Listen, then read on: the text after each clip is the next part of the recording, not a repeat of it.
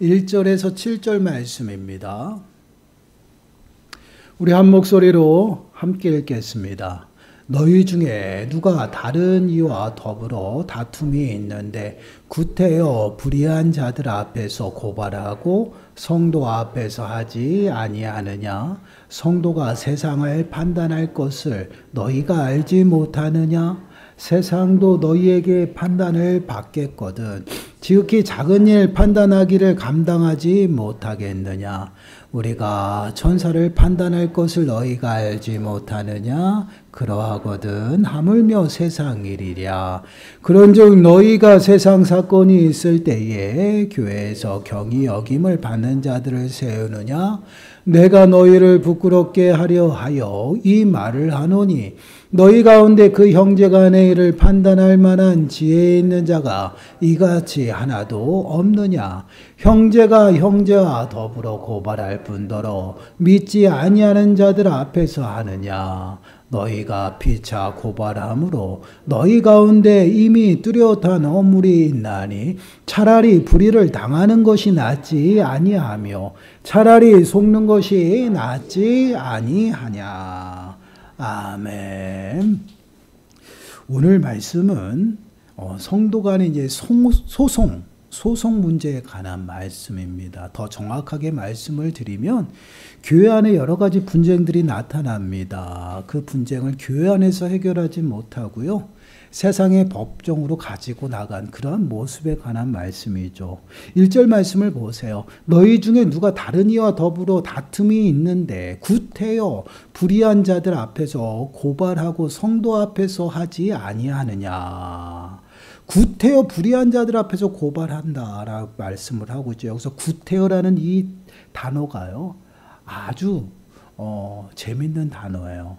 이 단어의 그 의미를 생각하면요. 감히 무엇하다라는 것이에요. 이 말씀을 좀 더 깊게 좀 거기에 언어에 가깝게 이 말씀을 해석해서 읽어보면요. 소송할 때 감히 어떻게 성도들 앞에서 고소하지 않고 불의한 사람들 앞에서 고소하느냐. 이런 책망이에요, 지금. 사도 바울이 교회 안에서 나타난 여러 가지 문제들, 분쟁들을요, 지금 고린도 교회 그 안에서 해결하지 못하고 세상 법정으로 가서 소송이 붙어 있는 것이에요. 그런데 그러한 부분들이 지금 사도 바울로 인해서 지금 책망, 아주 무섭게 강한 어조로 책망하는 거예요. 어떻게 감히 영적인 일을, 세상 영적인 일을 알지 못하는 그러한 자들에게 판단받고 있느냐. 그런 뉘앙스예요. 이러한 모습은요, 오늘날 영적인 일, 교회 안에서 일어나는 일들은 보이는 일 말고 영적인 일들이 가득합니다. 예를 들어서 지금까지 저희들이 살펴본 여러 가지 말씀의 예를 들어보면 도덕적으로 윤리적으로 하나님의 자녀답게 또한 교회의 모습을 상실하고 죄악 가운데 있는 자들을요 어떻게 권징을 하잖아요. 그 권징이 부당하다요. 논쟁이 붙은 거예요. 분쟁이 붙었어요. 그러한 분쟁을 세상 법정까지 가지고 나간 것이에요. 영적인 일을. 또한 교회의 여러 가지 거룩함을 훼손하기 때문에 권면하고 또 권면하지만 듣지 않아서 출교시키는 거예요. 교회를 더 이상 나오지 마십시오. 그러한 일들이 있었죠. 그러한 모습들을 나는 부당하다. 왜 내가 교회를 나오지 못하냐. 그래서 논쟁이 붙어서 세상 법정으로 간 거야. 이러한 영적인 일들을 교회 안에서 해결하지 못하고 그 영적인 일을 알지 못하는 세상에 보이는 것만을 책임지고 또한 그 정죄하는 그 세상 법정에 가지고 나왔다라는 것이야. 그러한 고린도 교회 안에 지도자들과 성도들을 책망하는 것이야. 어떻게 하여 감히 그럴 수 있느냐? 그럴 수 없다라는 것이야. 왜 사도 바울이 이렇게까지 열변을 토하며 강한 어조로 그들을 책망할까요? 여러분, 세상 법도 누가 세우신 것이에요? 하나님이 세우셨다라는 것이에요. 그 하나님 법 아래에 있는 것이 세상 법이에요. 그러면 교회 법은 어디에 세워졌어요? 하나님 법으로 말미암아 세워졌다라는 것이에요. 그래서 교회 법이 세상 법보다 더 위에 있는 것이에요. 상위법이에요. 그런데 하위에 있는 영적인 일들을 알지 못하는 그 법정으로 가져가서 영적인 일들을 지금 판단받고 있다라는 것이에요. 그것을 지금 강하게 지금 책망하는 그러한 모습입니다. 그렇다고 해서 지금 사도 바울이 세상의 여러 가지 법을 무시하는 것이 아니에요. 존중합니다. 그러나 세상 법과 교회 법, 영적인 하나님의 법은 달라요. 세상 법은 정죄하고 벌을 주는 것이지만 하나님의 법은요, 사람을 세우는 것이에요. 다시금 돌이키고 그것을 깨닫고 돌아오도록 만드는 것이 하나님의 법이에요. 그래서 권징 또한 하나님의 그 마음으로 사랑하는 그 마음이 없으면 해서는 안 되는 것이에요. 그 사랑의 마음으로 그 잘못을 하고 있는 그 성도가 돌이켜서 하나님 앞으로 올 수 있도록 권면하고 권징하는 것이에요. 그리고 마지막 기회로 출교를 시켜서 그 성도가 왜 내가 그 믿음의 공동체에서 출교를 당했는지를 깨닫고 다시금 마지막으로 돌아올 수 있는 기회를 그들에게 주는 것이지, 그들을 정죄하고 그들을 벌하고 그들을 내보내는 것이 아니다라는 것이에요.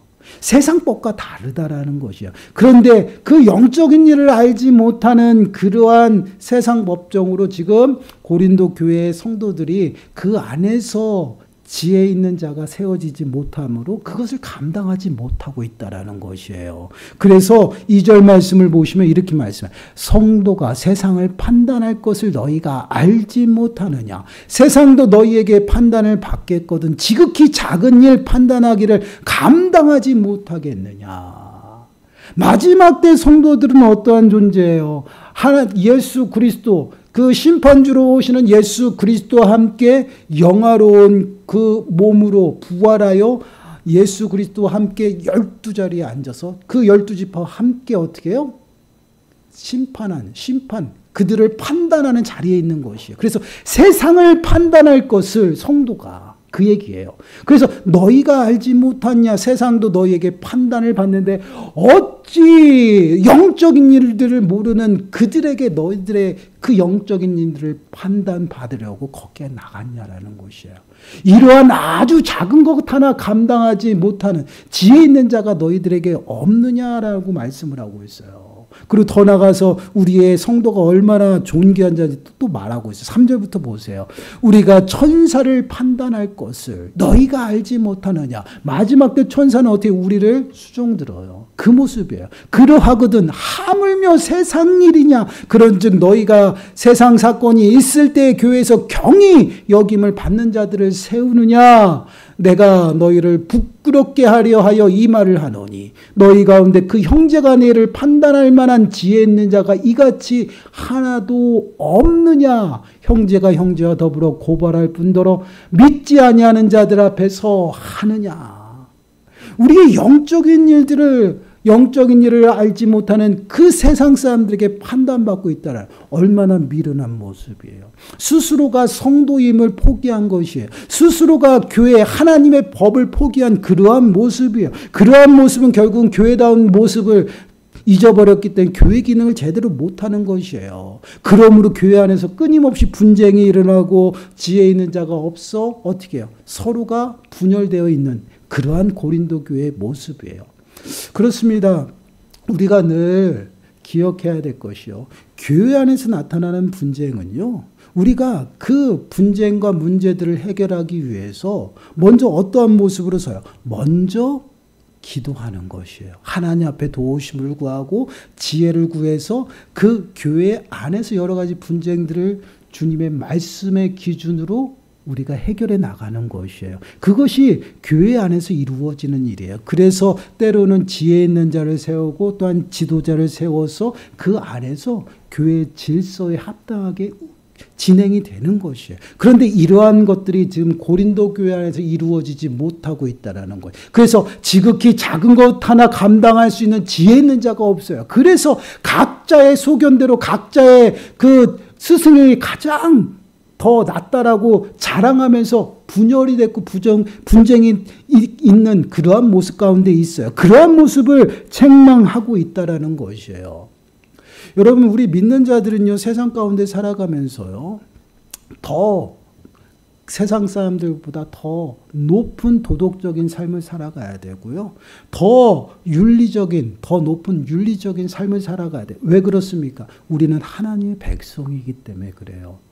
그 하나님의 백성이 모이는 그 모임이 바로 교회예요. 그렇기 때문에 교회는요, 그 지역에 본이 돼야 되고 교회의 덕이 세워져야 되는 거예요. 그러한 덕을 세우는 그러한 교회가 그 덕이 세워지지 않냐고 오히려 세상 가운데 판단을 받고 있다라는 것이에요. 얼마나 아이러니한 모습입니까? 결국은 교회다운 교회로 세워지지 못하고 그들에게 비춰지지 못한다. 그것을 부끄러움으로 표현하고 있어요. 여러분 디도서 2장 8절 말씀을 보시면요. 이렇게 말씀을 합니다. 책망할 것이 없는 바른 말을 하게 하라. 이는 대적하는 자로 하여금 부끄러워 우리를 악하다 할 것이 없게 하려 함이라. 세상 사람들 대적하는 자들 영적으로 대적하는 자들도 있지만 세상 사람들 하나님을 모르는 육신에 속한 그 자들을 이야기를 하죠. 그들에게 부끄러움이 없도록 우리는 늘 본이 돼야 돼요. 하물며 우리들의 말하는 그 말 하나하나까지 책망할 것이 없는 바른 말을 하라는 것이에요. 왜 그렇습니까? 그들에게 본이 돼야 되고 모범이 돼야 돼요. 그것이 성도들의 삶이에요. 그래서 예수님께서 성도들의 삶을 어떻게 표현합니까? 너희는 세상의 소금이라. 너희는 세상의 빛이라는 것이에요. 세상 가운데 너희가 썩어져가는 이 세상의 맛을 내야 되고 어두워져가는 이 땅에 너희가 빛을 내야 된다는 것, 다르다라는 것이에요. 늘 본이 되고 하나님의 덕을 세워나가는 그러한 삶을 살아가는 것이에요. 그러므로 많은 사람들이 하나님의 영광 앞으로 나오게 하는 것. 이것이 성도들의 삶의 모습이거든요. 그러한 삶을 지금 고린도 교회 성도들이 살아가지 못하고 있다는 거예요.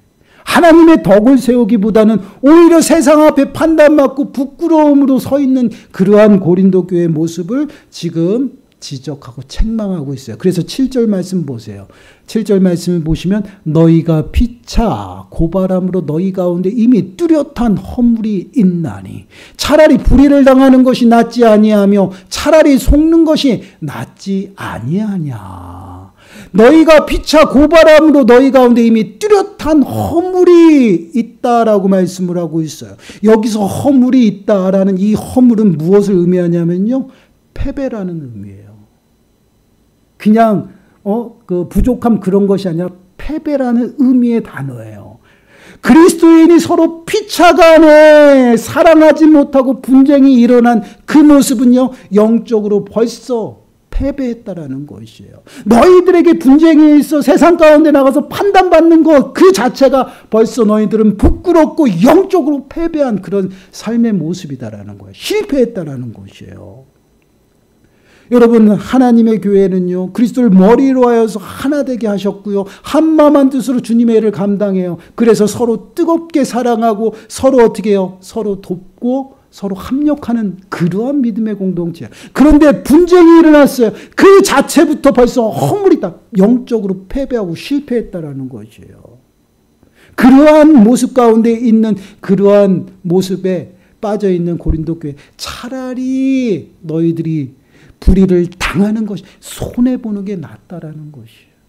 너희가 영적으로 패배하고 그들에게 판단받고 그들에게 부끄러운 모습으로 서는 것보다 오히려 너희들이 억울하고 너희들이 빼앗기는 그 부당함을 너희들이 당하는 것이 오히려 낫다. 그것이 하나님의 덕을 세우는 일이라면 그것을 지금 지적하고 있는 것이에요. 이러한 모습은 누구를 연상해요? 예수님께서 우리들에게 말씀하신 산상수훈을 말씀을 하시는 거예요. 그것을 연상케 해요. 우리를 대적하는 자를 대적하지 말라라는 그 말씀이 떠올라요. 여러분 마태복음 5장 38절에서 42절 말씀 보세요. 우리 한 목소리 읽어볼까요? 시작. 또 눈은 눈으로 이는 이로 갚으라 하였다라는 것을 너희가 들었으나 나는 너희에게 이르노니 악한 자를 대적하지 말라. 누구든지 네 오른편 뺨을 치거든 왼편도 돌려대며 또 너를 고발하여 속옷을 가지고자 하는 자에게 겉옷까지도 가지게 하며 또 누구든지 너로 억지로 오리를 가게 하거든 그 사람과 심리를 동행하고 네게 구하는 자에게 주며 네게 꾸고자 하는 자에게 거절하지 말라. 예수님께서 말씀하셔요. 악한 자를 대적하지 말라라는 것이에요. 너희가 손해 봐라. 그러면 다 갚아주신다라는 거예요. 이게 하나님의 법이에요. 하나님의 법은 사람을 세우고 사람을 얻습니다. 그러나 세상 법은 어떻게 해요? 정죄하고 벌을 주는 것이에요. 똑같이 갚아주는 거지만 하나님의 법과 세상 법은 다르다라는 것이에요. 그래서 하나님의 법에서 우리는 형제에게 억울한 일이 있어도 하나님 앞에 맡기고 기도하는 것이에요. 그러고 그에게 더욱더 사랑을 베푸는 것이에요. 그가 돌아오고 다시 돌이켜서 세워질 수 있도록 그것이 하나님의 법이에요. 그래서 하나님은 악한 자를 대적하지 말라라는 것이에요. 오른편 뺨을 치거든 왼편을 돌려댑니다. 겉옷을 달라고 하면 어떻게 해요? 속옷을 가지고자 하면 겉옷까지 주라는 것입니다. 그리고 억지로 오리를 가자면 심리까지 가는 것이에요. 얼마나 바보 같아요. 세상적인 눈으로 또한 세상적인 기준으로 볼 때는요. 이렇게 바보 같은 사람은 없어요. 그런데 하나님이 우리들에게 말씀하셔요. 바보같이 살아가라. 누구를 위해서요? 하나님의 덕을 세우기 위해서. 그리스도의 몸된 교회의 덕을 세우기 위해서 차라리 불의를 당하는 것이 낫다라는 것이에요. 부끄러워 허물이 있어 영적인 패배와 실패를 맛보는 것보다는 차라리 억울함을 당하라. 억울함을 당하면 누가 갚아줘? 하나님이 갚아주시는 것이에요. 그래서 원수까지도 사랑하라고 말씀하시잖아요. 원수를 어떻게 사랑합니까? 원수를 갚아야지. 이게 세상 기준이잖아요. 어떻게 원수를 사랑해요? 하나님은 그렇게 말씀하셔요. 그렇게 사랑을 베품으로 우리가 하나님의 덕을 세우고요. 하나님의 이름을 높여드리는 것이에요. 우리가 하나님의 자녀 되었다라는 것이요. 바로 하나님의 영광을 위해 살아간다라는 것이에요. 왜 하나님께서 우리를 당신의 백성 삼으셨을까요? 우리의 삶을 통해서 하나님의 찬송이 되게 하시기 위해서, 하나님의 기쁨이 되게 하기 위해서, 하나님의 영광으로 삼으시기 위해서 우리를 자녀 삼으셨어요. 그러면 우리는 어떻게 살아갑니까? 그 부르심에 합당하게 살아가는 거예요. 하나님의 찬송이 되어야 되고요. 기쁨이 되어야 되고요. 더 나아가서는 영광이 되어야 되는 것이에요. 그래서 너희가 먹든지 마시든지 무엇을 하든지 다 하나님의 영광을 위해 살아가는 것이에요. 또한 기쁘게 하나님을 기쁘시게 하는 것이 무엇이에요? 믿음이 없이는 하나님을 기쁘시게 할 수 없다라는, 그래서 믿음으로 말미암아 살아가는 것이에요. 성경은요 다 연결이 돼요. 다 꿰어지는 것이에요. 그리고 우리가 늘 하나님의 찬송과 하나님의 이름을 높이는 것이에요. 그래서 하나님은 찬송받기 합당하신 하나님이라고 말씀하시잖아요. 이것이 바로 우리를 구원하신 목적이, 우리를 부르신 목적이에요. 그 부르심에 합당하게 우리는 어떻게 서로를 사랑으로 섬기며 살아가는 것이에요. 그래서 마지막 때가 가까이 올수록 우리들에게 당부하는 것이 무엇이에요? 그리스도를 머리로 하여서 한마음 한뜻이 되어 하나님의 일을 감당하라는 것이에요. 그래서 베드로전서 4장 8절 말씀 보시면 무엇보다 뜨겁게 서로 사랑할지니 사랑은 허다한 죄를 덮느니라. 무엇보다도 뜨겁게 사랑하라는 거야. 내 열렬하게 마음과 뜻을 다해서 온전히 사랑하라는. 그러하면 모든 허다한 죄가 덮어진다. 하나님께서 우리를 얼마나 사랑하셨으면 그 죄를 용서하셔. 이 말씀을 통해서도 나타나는 그 아버지의 마음을 가지고요. 우리 형제들 간의 분쟁과 또한 교회 안의 여러 가지 문제들을 주님 앞에 맡기고 기도하고요. 그들에게 오히려 더 섬김으로 사랑을 실천. 그럴 때에 그리스도를 머리로 하여서 한 몸 된 교회 믿음의 공동체가요. 그 문제들을 해결하고 이기며 나가는 것이에요. 여러분, 저는 저희 집사람에게 그런 말을 합니다. 영적인 하나님의 은혜를 나눌 때요. 그 영적인 은혜를 알지 못한 사람하고 나누지 말라라고 얘기해요. 왜? 알지 못한 사람들한테 얘기하면요. 무슨 소리인지 알지 못해요. 그리고 그것이 무엇인지도 몰라요. 그런데 계속 나누려고 해보세요. 이 에너지 소비예요. 울리는, 허공에 울리는 소음과 같아요. 그러나 하나님의 은혜를 알고 영적인 일을 아는 사람들은요. 하나님의 은혜를 나눌 때 그 감격이 어때요? 함께 일어나는 것이에요. 하나님이 그렇게 하셨습니다. 이것이 영적인 일이에요. 그래서 세상 사람들은 영적인 일을 알지 못한다라는 것이. 그래서 교회에 문제가 생기고 교회에 여러 가지 일들이 있을 때 전혀 교회 일들을 알지 못한 세상 사람들 앞에서 교회의 여러 가지 문제들을 이야기하는 것이 아니에요. 그들은 오히려 교회가 그럴 수 있느냐라고 얘기를 해요. 그러나 영적인 곳이지만 하나님의 사람들이 모였지만 허물이 많고 또한 여러 사람들의 환경이 모여 있는 곳이 믿음의 공동체예요. 여러 가지 세상에서도 보지 못한 일들도 나타나는 것이에요. 그러나 하나님의 지혜가 이곳에 있기 때문에 우리가 합심해서 기도하고 지혜 있는 자를 세워서 그 일들을 감당하게 나가는 것이에요. 그것을 하나씩 하나씩 감당하면서 교회는 어떻게 해요? 더욱더 단단해져 가는 것이에요. 이것이 교회의 일이에요. 그래서 우리는 교회의 여러 가지 일들과 또한 문제들을요, 알지 못하는, 영적인 일에 알지 못하는 세상 사람들에게 가서 의논하고 상의하는 것은 잘못되어 있는 것이에요. 그래서 우리 안에서 기도하고 함께 협력할 수 있는 지혜 있는 자를 찾는 것이에요. 그래서 상담하고 또한 함께 기도하면서 그것들을 하나님이 주신 그 지혜를 가지고 또한 말씀이 기준이 되어 그것을 온전히 해결해 나가는, 이것이 교회 공동체의 모습이에요. 그래서 교회의 영적인 일들을 지금도 마찬가지입니다. 지금도 여러 가지 총회나 노회에서 교회의 분쟁을 가지고 법적인 소송에 들어가게 되면 먼저 교회법이 우선이 돼요. 그래서 교회법 안에서 총회나 노회에서 재판국이 있어요. 그래서 그분들이 기도하면서 말씀의 근거로 그것들을 중재하는 역할들을 해요. 그래서 해결해 나갑니다. 이것이 바로 교회법이에요. 그래서 우리가 이러한 교회법 안에서 분쟁이 일어나면 안 되겠죠. 그러나 우리가 교회 문제들이 생기면 먼저 기도하는 게 맞아요.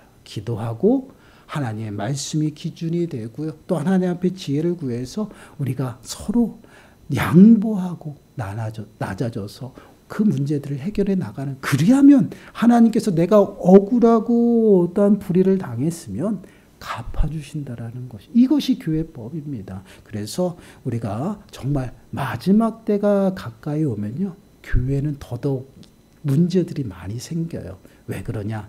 알곡도 있지만 가라지도 있어요. 그 가라지는 어떻게든지 알곡들이 교회를 떠나가도록 문제를 만들어요. 그래야면 어떻습니까? 교회는 늘 시끄러운 거야. 그럴 때 우리는 더욱더 기도하면서 분별해야 되고요. 더 나아가서는 정말 하나님 앞에 맡기고 하나님이 주신 지혜, 이런 문제들을 해결해 나가는 것이에요.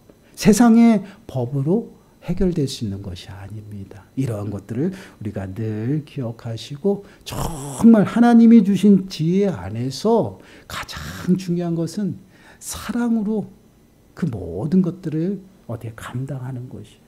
그래서 마지막 때가 가까이 올수록 뜨겁게 사랑하라고 말씀하신 것처럼 하나님의 마음으로 늘 낮아져서 사랑으로 섬김으로 교회가 더욱더 하나 되는 저희 진리의 공동체가 되시